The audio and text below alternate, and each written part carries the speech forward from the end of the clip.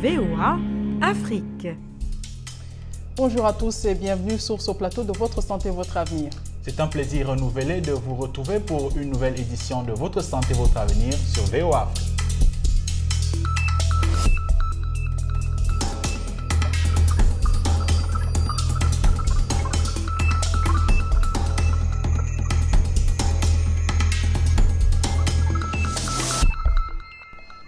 Une nouvelle édition de Votre Santé, Votre Avenir pour parler du financement, de la question du financement dans la lutte contre le VIH-Sida. Oui, Rosine, rien ne peut se faire sans argent. Il serait même inconcevable de parler de lutte contre le VIH-Sida sans parler de financement. Différents acteurs entrent en jeu et ont tous besoin de finances pour mener à bien cette lutte. La politique de lutte contre le VIH-Sida repose donc sur différents angles et parmi ceux-ci, le financement. Aujourd'hui, dans cette édition, nos intervenants nous parleront des défis auxquels ils font face et ce qu'ils font pour les surmonter. Un sujet que nous aborderons après avoir écouté ce que disent nos téléspectateurs sur la question du financement dans la lutte contre le VIH-Sida. Notre correspondant a baladé son micro et sa caméra dans les rues de Kinshasa. Regardez ce que pensent nos téléspectateurs. Le manque de financement, lutter contre le VIH-Sida, certes, je sais, toute sensibilisation nécessite de moyens. Moyens humains, moyens techniques, moyens matériels. Et aujourd'hui, pour faire passer un message, pour demander à quelqu'un de faire passer un message, il faut toujours le moyen. Donc l'argent doit intervenir dans tout ce qu'on doit faire comme sensibilisation, comme propagande. Pour sensibiliser les gens par rapport au VIH-Sida, il faut toujours le moyen. L'argent est très important. On a du mal déjà à accepter le porteur du VIH-Sida.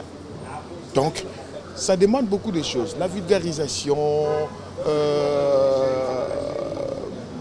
il y a beaucoup de choses autour du VIH-Sida. Alors, le pays déjà, par rapport à ses besoins, a des problèmes. Si vous ne financez pas ces pays, vous lui laissez comme ça, lui-même se prendre en charge par rapport au VIH-Sida. En tout cas, c'est un problème, donc vous n'allez pas combattre ces fléaux. Oui, le financement, c'est-à-dire que sur le plan matériel, vous comprenez, nous n'avons pas de matériel approprié pour intervenir dans ces cas-là. Alors, ça proviendra de la communauté internationale, de l'étranger, effectivement, s'ils ont besoin de nous aider. Vous voyez? Et en traitant, même sur le plan financier, ça peut aussi aider, puisqu'on n'a pas de moyens pour faire face à cette endémie. Je crois que avant de se consacrer ou de demander l'aide extérieure, il faut d'abord faire allusion à notre propre volonté, à notre propres efforts. Parce que l'assistance financière, c'est l'expression d'une volonté politique. On peut ou ne pas vous donner. Vous comprenez? Donc, il faut d'abord qu'il y ait cette volonté manifeste au niveau de l'interne pour répondre à cette question. La question du financement dans la lutte contre le VIH-Sida est une question primordiale. Oui, primordiale, Rosine, d'autant plus que rien est pratiquement possible si on n'a pas les fonds nécessaires. Et la lutte contre le VIH-Sida est une lutte de longue haleine. Ceci dit, le manque de financement dans cette lutte a des risques sur des millions de personnes et c'est en effet les défis auxquels les différents acteurs dans cette lutte font face. Les organisations de lutte contre le VIH-Sida sont les plus proches des bénéficiaires, donc porteurs du VIH. Dans ce témoignage, nous apprenons ce que ces organisations font pour surmonter leurs défis financiers. Nous avons connu des cas de crise financière au sein de notre organisation parce que c'est vrai qu'on reçoit toujours des financements qui viennent de l'extérieur. Des fois, ça n'arrive pas. Quand vous n'avez plus encore de moyens, ça casse tout. Donc tout est interrompu. Et même par rapport aux pères éducateurs que nous envoyons sur terrain dans la sensibilisation, de temps en temps, ils ne sont pas payés, mais il y a des transports, des petites primes de motivation. Et quand cela n'est pas là, c'est aussi difficile pour cette personne d'aller sur terrain, aller sensibiliser et tout ça, parce qu'il n'a pas de quoi payer son transport. Il y a des fois des personnes qui vous appellent, on a besoin de tel service, on a besoin de tel service, mais des fois vous n'êtes pas à mesure de répondre à ces services-là. Et les gens que vous étiez déjà en train de prendre en charge, lorsqu'il y a rupture de financement, des fois il y a aussi manque de produits et des intrants. Et du coup, la personne qui prenait déjà les médicaments, qui était déjà sous traitement, sera dans l'obligation donc se verra en train d'arrêter de continuer avec son traitement parce qu'il n'y a pas de produit, il n'y a pas de médicaments. Et qu'est-ce que nous allons avoir comme conséquence? Cette personne va encore rechuter par rapport à son état normal, va rechuter. Et le temps qu'on puisse avoir encore les produits, tout ça, la personne risque de déjà mourir ou d'avoir vraiment perdu beaucoup par rapport à son immunité. Bon, par rapport aux mesures que nous prenons, d'abord, on s'efforce d'avoir nos cotisations au cas où on n'a pas de financement, qu'on puisse faire le minimum possible. Et de l'autre côté, on mène toujours des démarches auprès du gouvernement que nous puissions avoir un budget au niveau national qui pourra nous permettre de pérenniser nos activités, qu'on ne soit pas à court de financement ou qu'on puisse interrompre avec les activités. C'est comme ça que nous faisons pour s'en sortir. C'était Rachel Ndaya, une responsable d'association de jeunes qui luttent contre le VIH-Sida. Il faut dire aux IN, et d'ailleurs c'est une évidence, que la question du financement dans la lutte contre le VIH-Sida exige une politique nationale sanitaire qui soit mise en place pour aider ces organisations à mener ce combat. Absolument, Mamadou, une lutte qui d'ailleurs exige des stratégies pour pouvoir réussir, mais aussi un certain engagement de la part des autorités sanitaires pour être capable de relever les défis. En République démocratique du Congo, le ministère de la Santé nous en révèle davantage. Suivez. Aujourd'hui, la RDC est confrontée, comme tous les pays, à un problème sérieux par rapport au gap à combler si on compare les besoins actuels de la lutte. Quels sont les besoins actuels de la lutte? Les besoins sont ancrés à ce qu'on appelle les objectifs 90-90-90. C'est-à-dire qu'il faudrait que nous puissions arriver à connaître et à dépister 90% des personnes qui vivent avec le VIH d'ici 2021, tel que c'est repris dans notre plan stratégique sectoriel santé.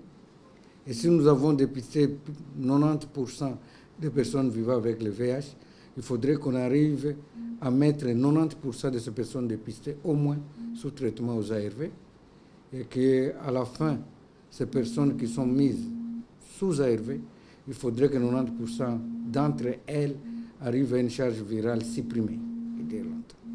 En 2018, nous comptons passer de 213 000 malades à 283 000 personnes vivant avec le VIH qui doivent être sous traitement aux ARV. Il se fait qu'environ, quelle que soit la volonté fixée par les pays d'atteindre 283 000, nous devons encore rechercher le traitement ARV pour 100 000 Congolais. Et le besoin calculé, il est autour de 10 millions de dollars. Quand les bailleurs contribuent, le gouvernement paye ce qu'on appelle les fonds de cofinancement. Aujourd'hui, c'est question que nous puissions maintenant bien orienter le financement des cofinancement vers ces besoins non couverts. Par exemple, avec 7 millions à 10 millions de dollars, on peut trouver les médicaments pour 100 000 Congolais. Et cette réflexion est claire à travers notre plan stratégique. On peut voir ces besoins non couverts échelonnés jusqu'à l'année 2021. C'était les explications du docteur Théodore Hassani, l'adjoint du chargé du programme SIDA au ministère de la Santé. Il parlait des défis financiers dans la lutte contre le VIH-Sida. Et à présent, un coup d'œil sur les commentaires sur Facebook à propos de ce sujet, Rosine. Nous avons reçu de nombreux commentaires. Et oui, parmi les commentaires, il y a celui de Louis Moutanga de la RDC qui dit que pour ce qui est du financement de la lutte contre le VIH-Sida en RDC, il est difficile de connaître la part du budget consacré à la santé, qui est un secteur important pour le public. Cela pour la simple raison que nous, les citoyens, ne disposons pas d'informations.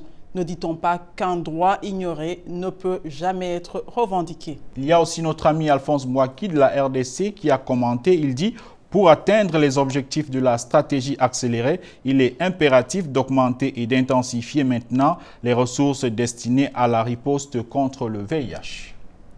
Des commentaires intéressants qui vont d'ailleurs dans le sens de nos intervenants. Et pour terminer, nous avons sélectionné une question d'un de nos téléspectateurs. Il s'agit de Dédé Mounona qui demande s'il existe un médicament pour guérir l'épilepsie. Voici la réponse à votre question, Dédé. Comment on peut traiter l'épilepsie? Nous disposons de plusieurs moyens thérapeutiques. D'abord, les moyens médicamenteux. Il y a plusieurs médicaments, notamment le phénobarbital qui est bien utilisé en Afrique. Compte tenu de l'accessibilité, le valproate de sodium, on les utilise ces médicaments dans le but d'arrêter les crises. Parce que le but c'est que les crises ne se répètent pas. Quelqu'un qui fait des crises, on le traite pour que les crises ne surviennent plus dans l'avenir. À côté du traitement médicamenteux, toujours dans le but d'arrêter les crises, il y a des malades dont on a besoin d'une intervention chirurgicale. Et pour le traitement médicamenteux, il faut savoir que les médicaments peuvent être utilisés en monothérapie, ça veut dire qu'un seul médicament, comme par exemple le valproate de sodium tout seul, ou bien en bithérapie ou trithérapie, donc en association. Donc le but du traitement de l'épilepsie, que ce soit traitement médicamenteux ou traitement chirurgical, le but c'est d'éviter la répétition des crises.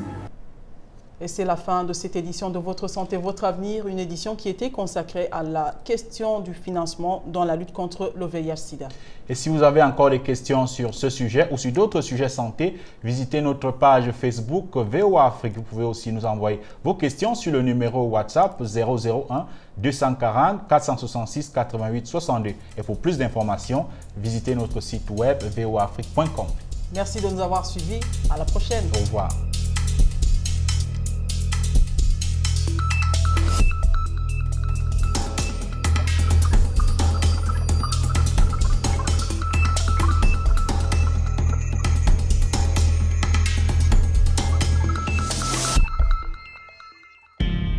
VOA Afrique.